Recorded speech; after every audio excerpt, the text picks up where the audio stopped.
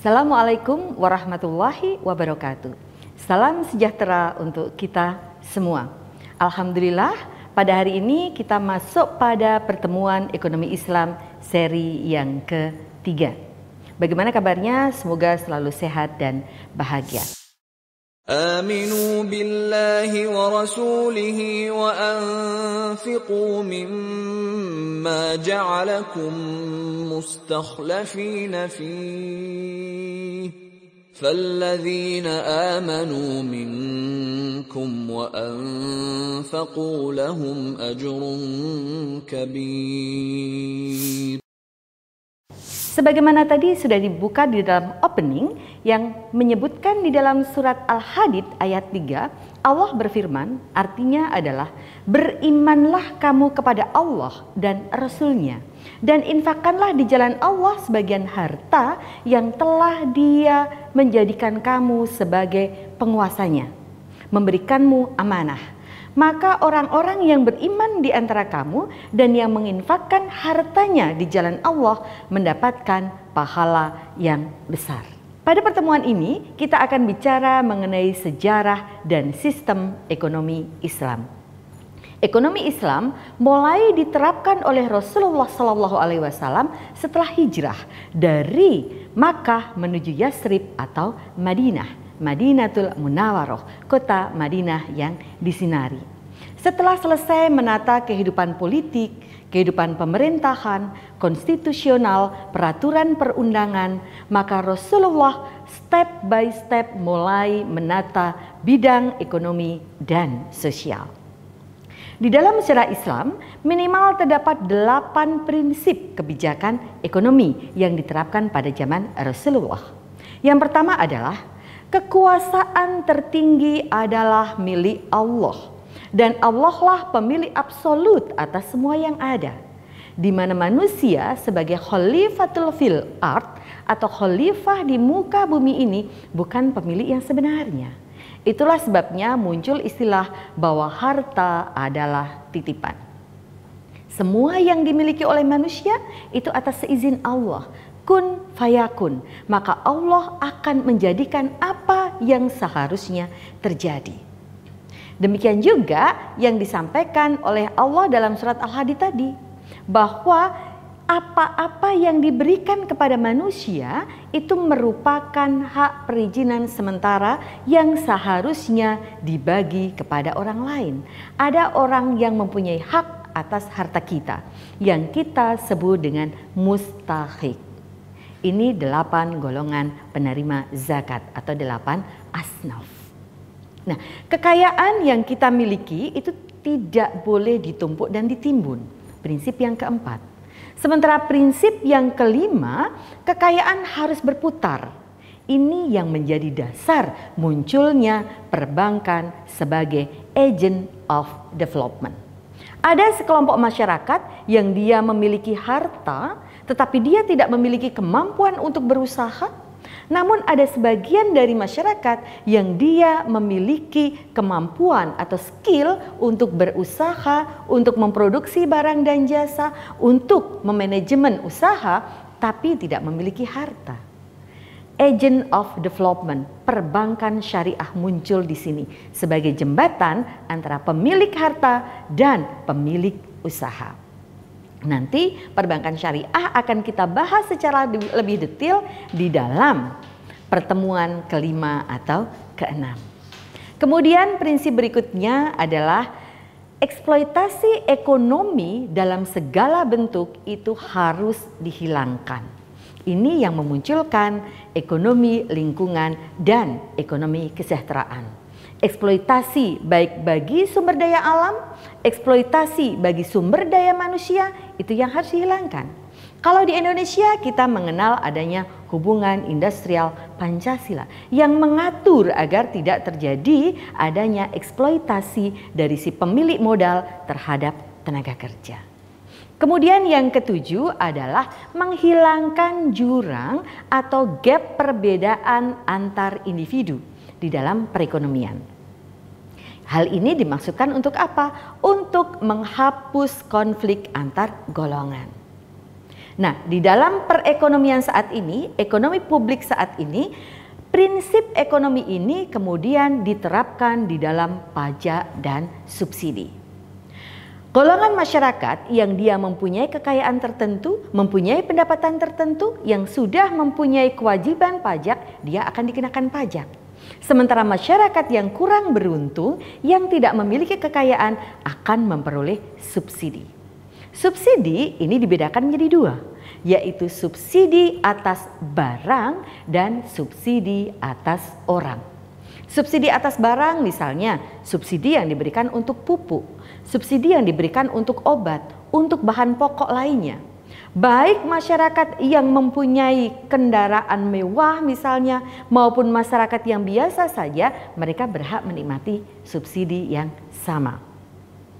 Kemudian ada yang subsidi diberikan atas orang, yaitu subsidi misalnya saja bantuan siswa miskin. Hanya masyarakat yang dia itu miskin yang berhak memperoleh bantuan pendidikan.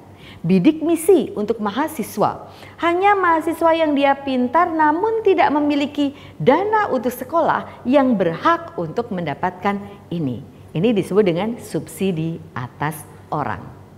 Kemudian prinsip yang ke-8 adalah menetapkan kewajiban yang sifatnya wajib dan sifatnya sukarela bagi semua individu, termasuk masyarakat miskin. Yang sifatnya wajib apa? Zakat fitrah. Semua golongan umat manusia yang beragama Islam wajib membayarkan zakat fitrah, walaupun dia merupakan bayi yang baru lahir pada hari terakhir bulan Ramadan. Sementara bentuk kekayaan yang secara sukarela itu adalah kita kenal dengan zakat mal. Bagi sekelompok masyarakat yang mempunyai kekayaan dan sudah mencapai nisabnya, mereka wajib membayarkan zakat mal. Ini 8 prinsip di dalam ekonomi Islam. Sekarang kita masuk ke dalam sejarah pemikiran perbandingan antara ekonomi Islam dan ekonomi Barat. Ekonomi yang kemudian dimunculkan di dunia Barat mulai muncul pada abad 2 sampai 4 sebelum Masehi. Ketika masanya Plato, masanya Aristoteles, masanya Xenophon, mereka mengecam adanya pembungaan uang. Mereka mengecam terhadap ketidakadilan di dalam ekonomi rumah tangga.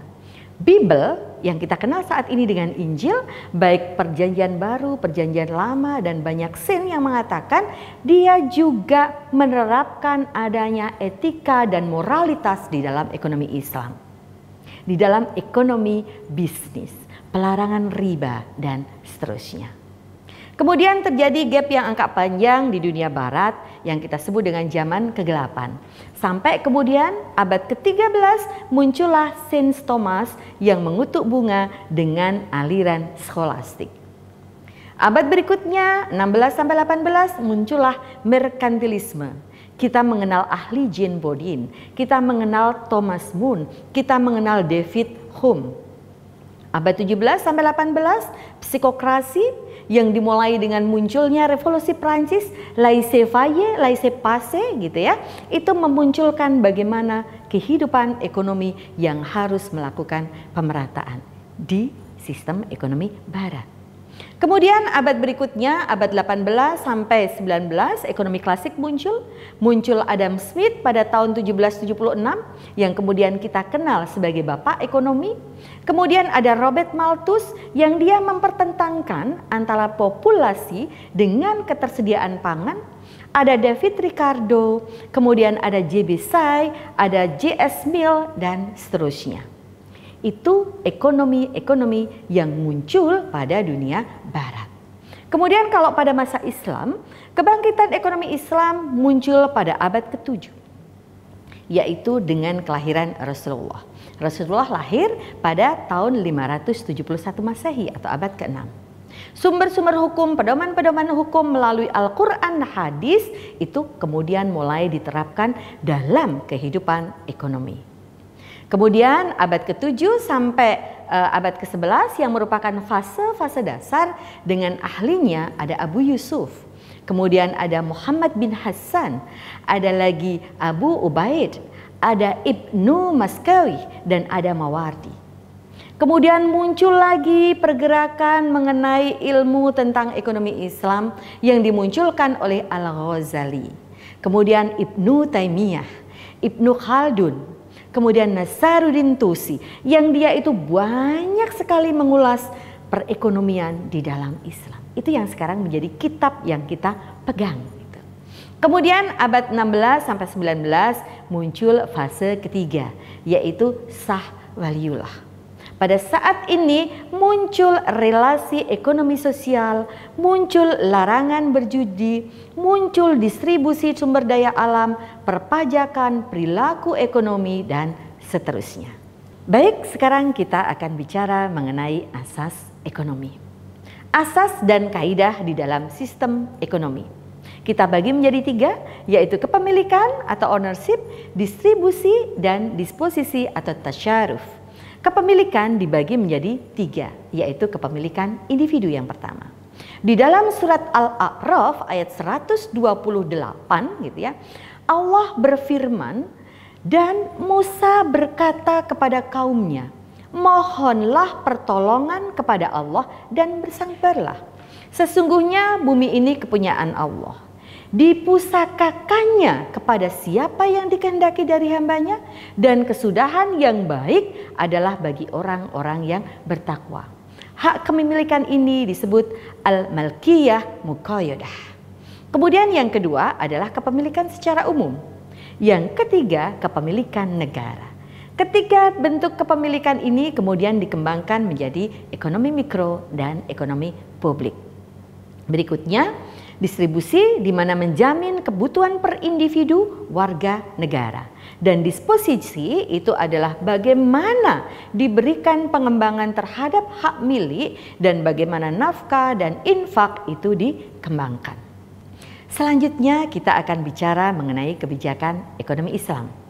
Pada pertemuan pertama, saya sudah menjelaskan bahwa setiap manusia yang lahir itu dibekali dengan ghorizah dan hajatul udhawiyah. Nah, hajatul udhawiyah ini terbagi menjadi 2, yaitu kebutuhan per individu dan kebutuhan kelompok. Kebutuhan terindividu meliputi kebutuhan pokok atau primary needs, ini wajib dipenuhi. Sehingga apabila ada masyarakat atau sekelompok masyarakat tidak mampu memenuhi kebutuhan pokok ini, negara wajib turun tangan. Kemudian yang kedua adalah kebutuhan sekunder, kebutuhan yang tidak wajib dipenuhi. Dan yang ketiga, kebutuhan barang-barang mewah atau luxury need. Kebutuhan kelompok itu terbagi menjadi 3, yaitu kebutuhan akan pendidikan, kebutuhan akan kesehatan, kebutuhan akan keamanan. Ketiga kebutuhan kelompok ini di dalam Islam wajib dipenuhi oleh pemerintah. Wajib dipenuhi oleh negara. Nah, di sini di dalam Indonesia itu juga mulai mengadopsi ini. Misalnya saja di dalam Undang-Undang Nomor 20 Tahun 2003 tentang Sistem Pendidikan Nasional, Sisdiknas. Di sana mewajibkan setiap warga negara mendapatkan pendidikan.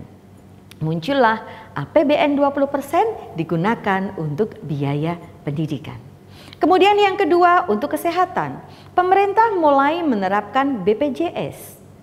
Di dalam undang-undang yang diterapkan oleh pemerintah mengenai BPJS dikenal adanya PBI, peserta yang dia mendapatkan bantuan iuran oleh pemerintah. Kemudian yang berikutnya adalah keamanan. Setiap warga itu berhak mendapatkan kedaulatan atas hak dan keamanan atas pribadi. Di mana batasan hak? Batasan hak seseorang adalah hak dari orang lain. Nah, sekarang kita masuk ke dalam bagaimana tata cara memiliki. Seorang manusia untuk memilikinya yang pertama kebutuhan jasmani atau hajatul udhawiyah, kemudian keinginan untuk memiliki hubul al-tamaluk. Hubul al-tamaluk dengan hajatul udhawiyah itu berada di antara dengan ghorizatul baqo atau naluri survival. Nah, dari hub at-tamaluk ini kemudian kita mengenal yang disebut dengan kaifiyah tamaluk, sebab kepemilikan secara Islam. Kemudian ada kamiyah tamaluk pembatasan jumlah. Sosialisme, aliran sosialisme itu menganut kamiyah tamaluk, adanya pembatasan jumlah. Kemudian yang berikutnya adalah huriyah tamaluk, kebebasan atas hak milik. Ini yang kemudian memunculkan aliran kapitalisme, di mana liberalisme, mengeksploitasi pihak lain itu menjadi hal yang biasa dilakukan. Ini tata cara memiliki. Nah, dari materi-materi yang saya sampaikan tadi, kita itu akan melengkapi secara lebih detail dengan materi yang bisa diunduh di dalam Spada. Jadi nanti teman-teman mahasiswa bisa memperoleh materi ini secara lebih lengkap di dalam Spada, dan dalam pertemuan-pertemuan baik yang sifatnya sinkronus dengan berbagai macam media maupun yang sifatnya asinkronus. Apabila ada question and answer, kalian bisa menghubungi melalui email izawisnu@yahoo.com atau bisa langsung klik spada.uns.ac.id di dalam materi ekonomi Islam. Mungkin itu saja yang perlu saya sampaikan untuk pertemuan ini. Salam sehat, selalu jaga diri, jaga jarak, dan selalu untuk memohon kepada Allah pertolongan mendapatkan ilmu yang bermanfaat. Terima kasih. Assalamualaikum warahmatullahi wabarakatuh.